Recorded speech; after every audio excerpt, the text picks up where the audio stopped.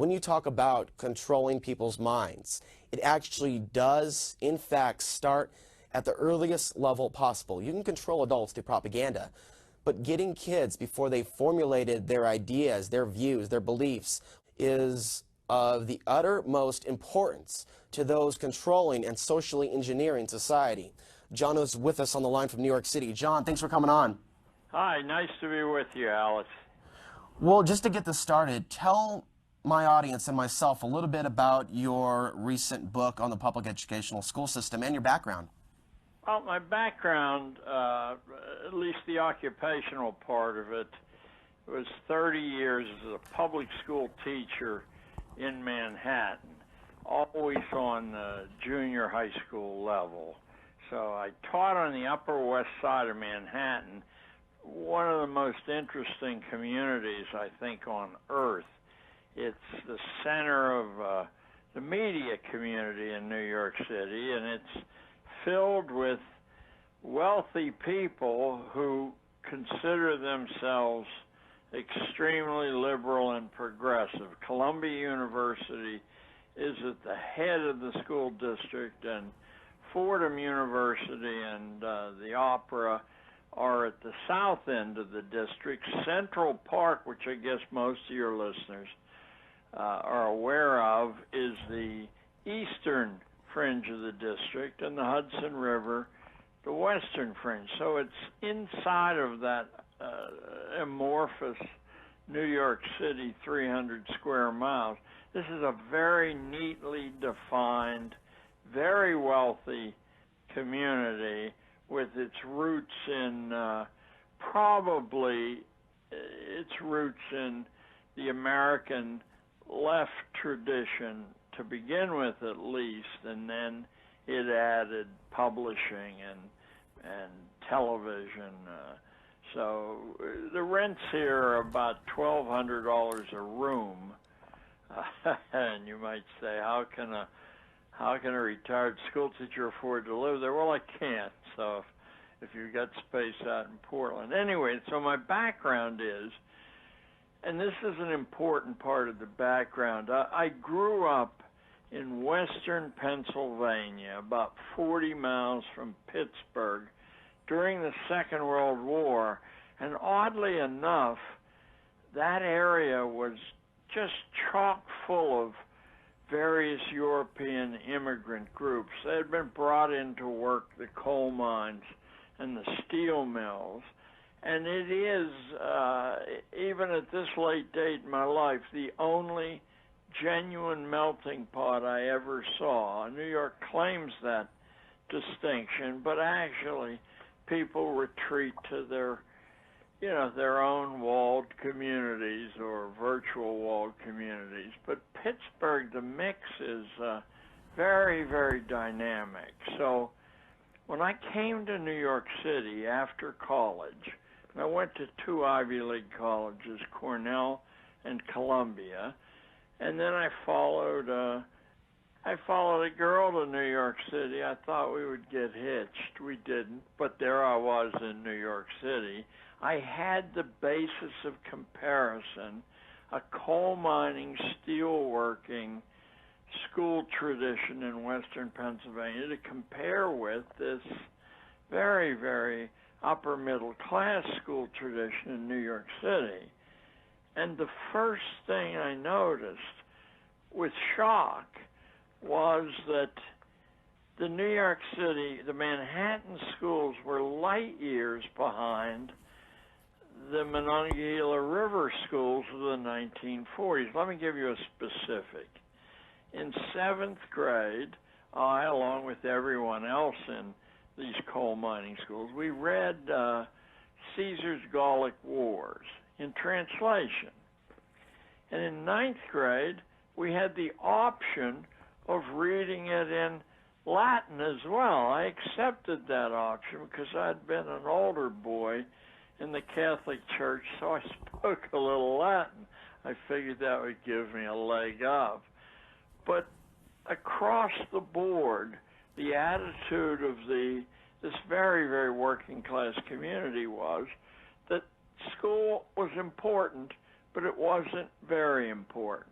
that whatever school did, you could do for yourself if you had the motivation to do that. Meanwhile, all teachers were known to, they came and visited you in your home, so that they were very much out of the community, which we all shared.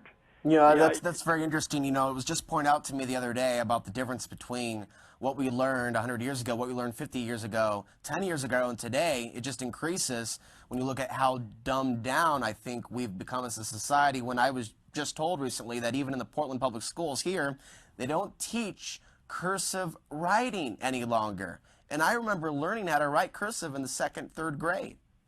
Oh, the dumbing down is massive, and it's intentional. But as I say that, I don't mean that any Portland public school teacher, and probably not any school administrator, is aware of this. One thing you learn when you take the king shilling is the king doesn't want policy questioned, and if you are too exposed in questioning, you don't last long. So a culture grows up in the schools of the dark side of it is there's a culture of fear in every American school I've seen, and I've traveled close to 4 million miles in the past 17 years speaking about schooling. I've traveled all over the world in every American state. I've spoken in Portland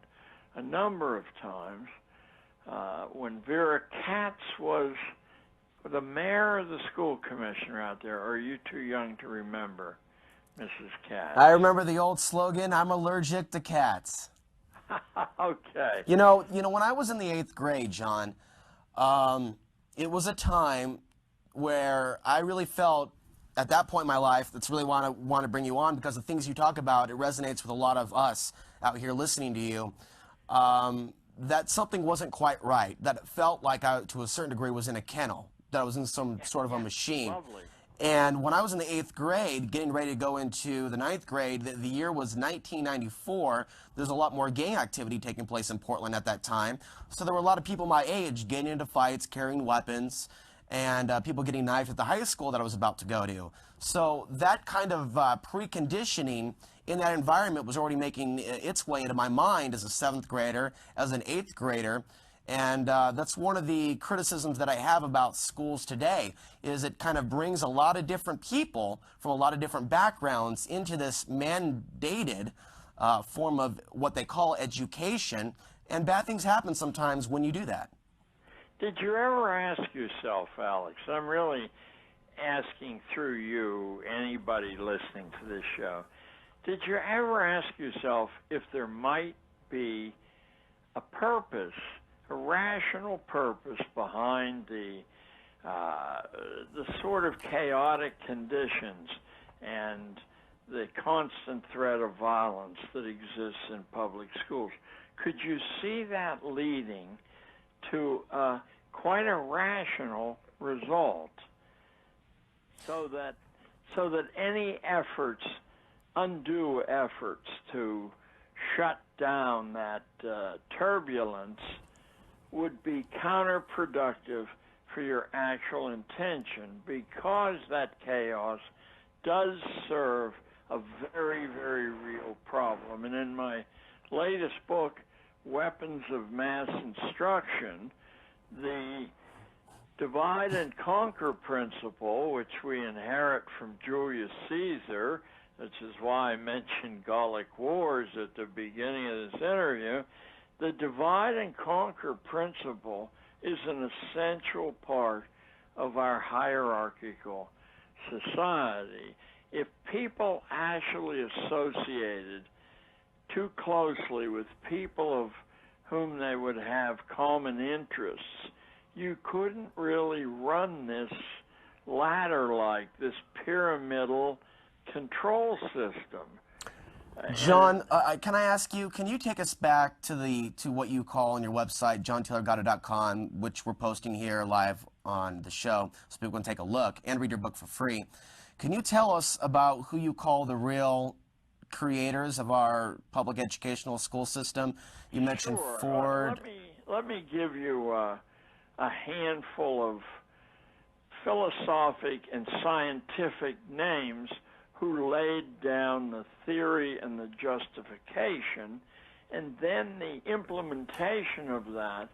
It was done through politics, through the sociology of class. But let me give you some references that anybody can check, and this will justify the kind of schools that you and I attended and that we're very familiar with.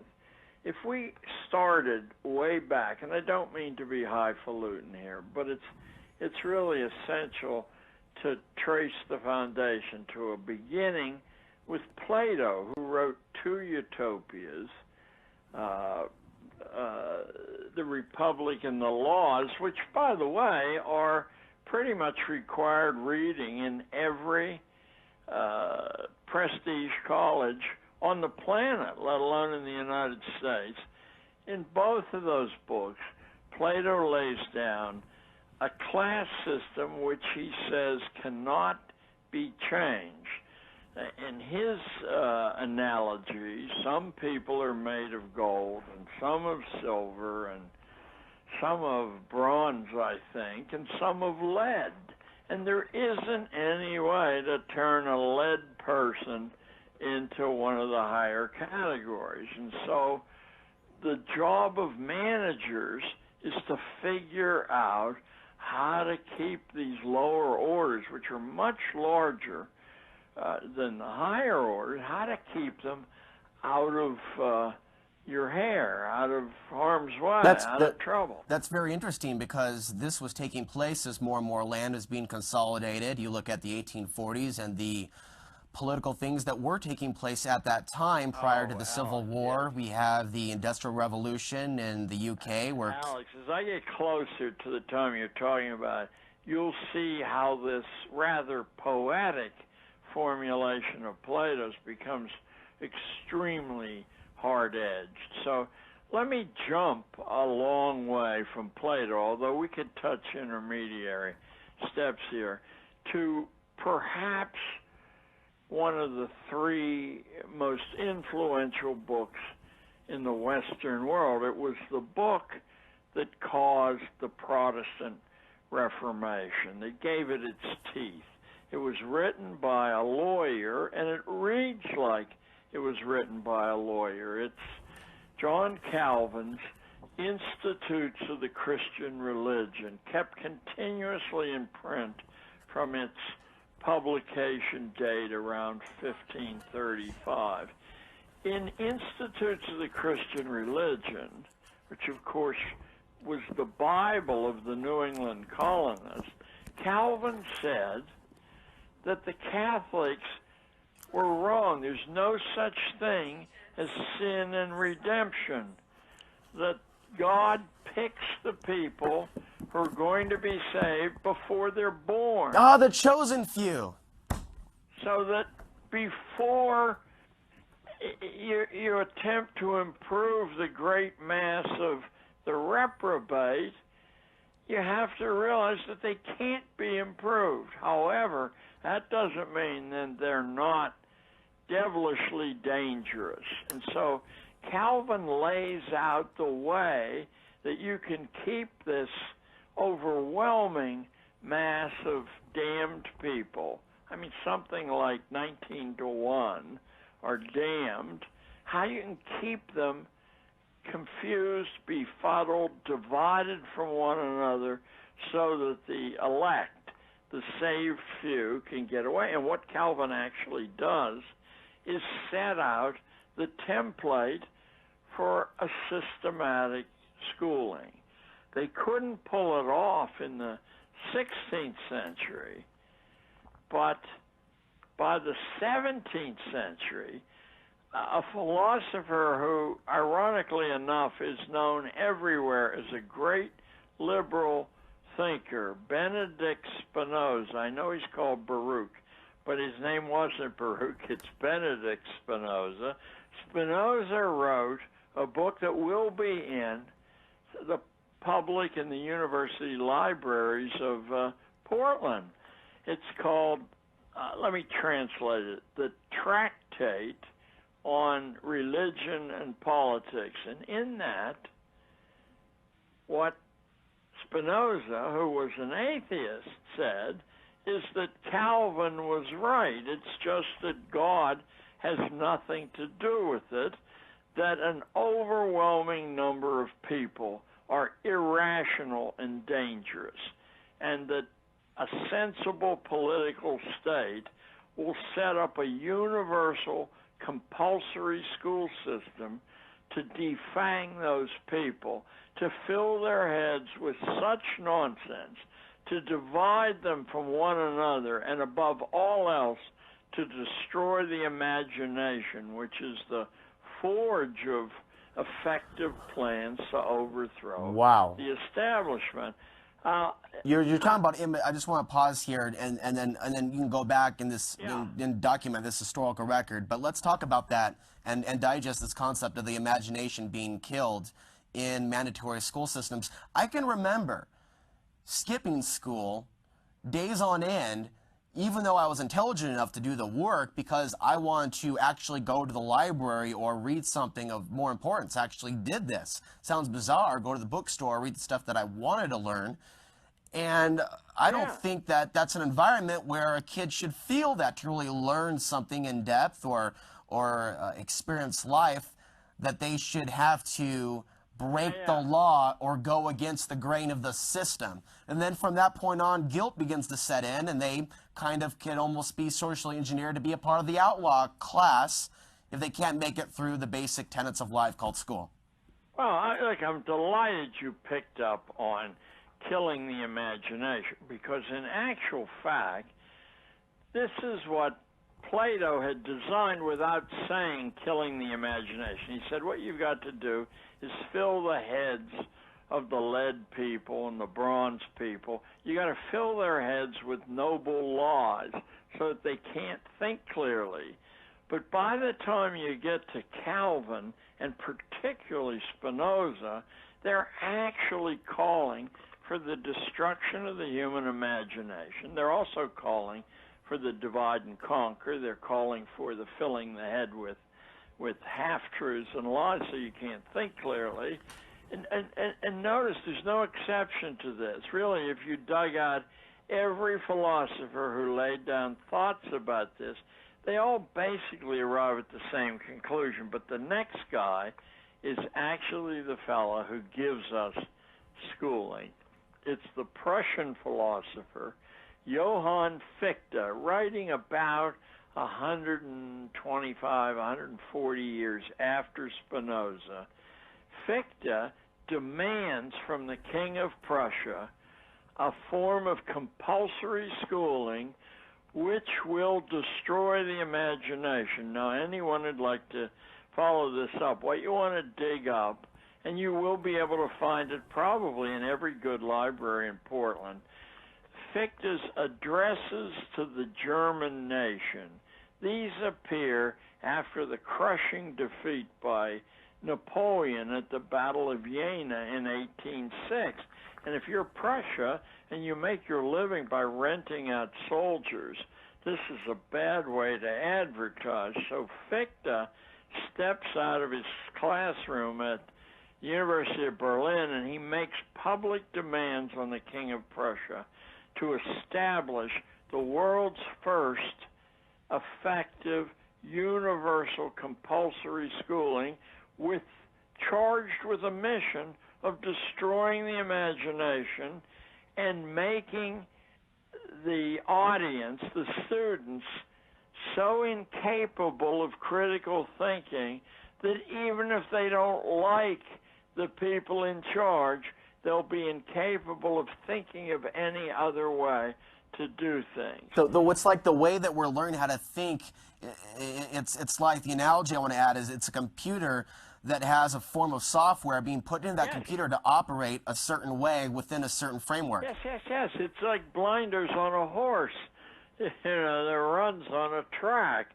And the horse may very well decide not to run on the track, but if all he can see is the track, he has no basis for extrapolating a different spatial reality. Well, John, you were making the point on another radio show last week about how the reason these things were starting to transpire at the birth of the American publicational school system was to respond to the needs of the government, the economy, the market, the social engineers. Can we get into, in the next 10 minutes that we have with you, from Prussia... I think you're going to want one more link in this chain. Okay. Because we shift from philosophy to big-time science, and we come to the very same proposition that something has to be done to remove the effectiveness of ordinary people. The next leap I would make from Spinoza and Fichte. Fichte, by the way, inspired Horace Mann, and Fichte gave us the first compulsory schools in the United States, the Boston schools of 1850s and onward, soon to be imitated by every other state in the Union. The next link in the chain, though, is a whopper. In 1871, Charles Darwin, yes, the very same Charles Darwin of Origin of Species, published a book that electrified the ruling classes of planet Earth, let alone the United States, for 20 years afterwards, and still is a major component of policy thinking. Darwin said in 1871 that not everyone, not even close, was evolving. There were actually biological defectives who occupied, oddly enough, about 95% of the population, and they weren't evolving. But if they crossbred with the good breeding stock that was moving ahead, evolution would march backward. Let me stop you there, John. You're talking about eugenics. Well, eugenics is created by Darwin's first cousin, Francis Galton. He invents the word. He makes a number of trips to the United States to spread the idea around. Yeah, Francis was inspired by Darwin and then spread those ideas in the universities. Oh, my goodness, yes. Galton is considered by people who belong to the cult of IQ as the single most intelligent human being who ever lived. And Galton transformed Darwin's, I hate to call it innocent, but certainly his naive biological theory into institutional defenses for the managerial classes against all the rest, the biological defectives. This spread not only from England and the United States, it is absolutely the groundwork behind the Russian Revolution, behind the rise of Imperial Japan, Nazi Germany. All of these are eugenic agencies. And Darwin said when he died he may have gotten it wrong. Some of his theories about the nature of biology. And next to that, while he admits that, this was before they officially discovered DNA. So all of these ideas about eugenics were theories, and they would measure the sizes of people's heads, their noses, to create the classes. And they did this in Africa. That's why you have the Hutus and the Tutsis. Yes. What made these more than just simple academic theories was the fact, very little known but very easy to establish, that Darwin and his first cousin, Galton, weren't just rich. They were among the wealthiest people on planet Earth, and they were in the inner circle around the British throne. So when they floated these ideas, it wasn't to a class full of academics or journalists. It was to people who had clout, and they had clout in every major nation on earth. And suddenly, notice, Alex, the utility of this. Let's suppose, just for the sake of argument, that greed and the attempt to dominate is a pretty common part of human nature. And, you know, it crops up everywhere. But what if you had an absolute moral justification to be greedy and dominant, to be mean to most of your fellow men and women? Be competitive. Be competitive. And that was the other element that the programming of the public educational school system will teach you from the grading levels. Well, you compete. Even without tests, you compete for the teacher's favor in recognizing your hand. You're locked in that classroom. You compete for the nod or the smile from the pretty girl across the room. You're in a dense competitive environment which produces a kind of artificial natural selection where people of finer feelings and nuanced minds are marginalized, humiliated, and I'm sure a lot of them discouraged from developing those qualities. John, we're going to go 7 more minutes with you. I want to recommend that those watching Google John Taylor Gatto in Google Video or YouTube, and I've watched a couple of your interviews that you did, a couple of hours worth. I'm very impressed, so people can learn more by doing that. In the time that we have left, can you articulate where you see our society going now with a public educational school system? It's very, very and lightly touch on some of the things transpiring in the world and where you think we're going, because I know you've done some research into that as well. This simple equation of domination, which, as I said, almost certainly just grows out of some natural component in human nature. But this has been immensely complicated by the addition, just in the last decade really, of a variety of cultures who have much different outlooks. I could hardly say more progressive outlooks, but much, much different outlooks on the organization of society. China, for instance, is known, it isn't a matter of opinion, although it seems to be kept from ordinary. China is known about 10 years ago to have starved to death about 3 million babies by simply locking them in sheds and not feeding them or giving them water. It might have been cleaner to just beat them to death the way we beat seals to death. But they were left to starve there. I mean, China, the Chinese outlook on... Did you hear the latest? They just caused massive snowfall in Tibet, and there's some reports that are saying that 280,000 crops have failed, and there are reports that don't mention the fact that they artificially made it snow, which is mainstream news right now. And so I find that to be an interesting correlation between massive crop failure, nearly 300,000 crops gone, and weather manipulation. See, what I think I was driving at is that with the introduction of major players who have a slightly different outlook, although not a different outlook on dominance, our equation has become enormously complicated. It's very probable that there's no way out of the economic bind that we're in without running a disastrous inflation. We have a bubble economy, not just a housing bubble or a stock bubble.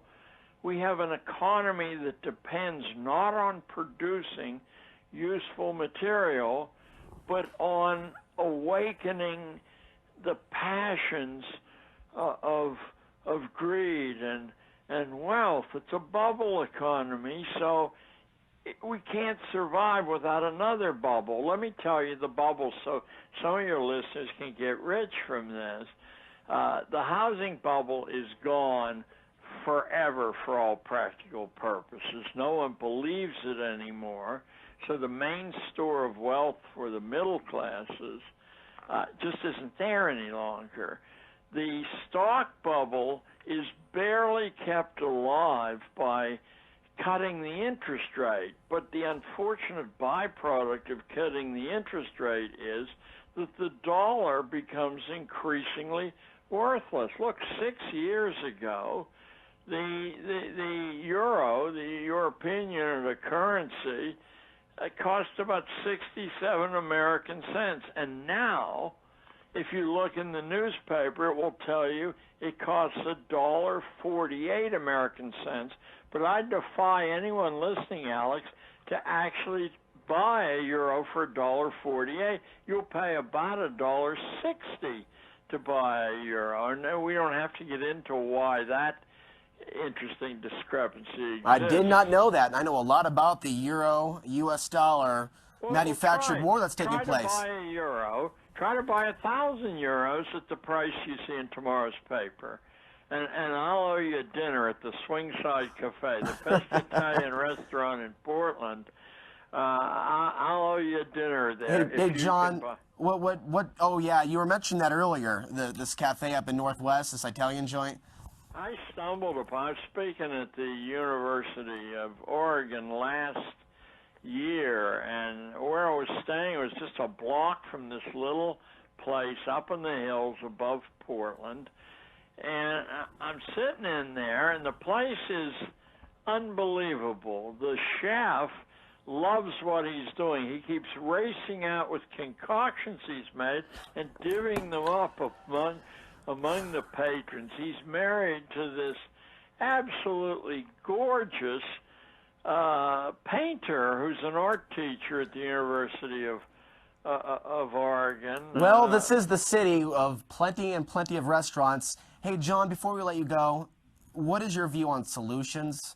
Your view on living side by side in a world of total madness? Rather than try to just squeeze a sound bit in, let me tell your listeners that my entire 330,000 word book, The Underground History of American Education, which you can buy for $35, is up completely, word for word, free on my website to be read there. You can download parts of it. So I urge people to find an elaboration of these things, including some suggestions for not a solution. That's the trouble with what we have now. People aren't systematic. They don't fit into categories except by being shoehorned there. The whole idea of averages is some statistical abstraction. You try to raise your children by the averages that produce child development theory, and I guarantee you're going to ruin your children. And too many classroom teachers have been ruined by saying, they're 13, and here is where they are. No, they aren't. Some are, some aren't. Averages are all lies. We're as individual as our fingerprints. And until such time as there's a management that accepts that and attempts to enhance that particularity, and of course, we're talking about most of the founding fathers of the United States were that management.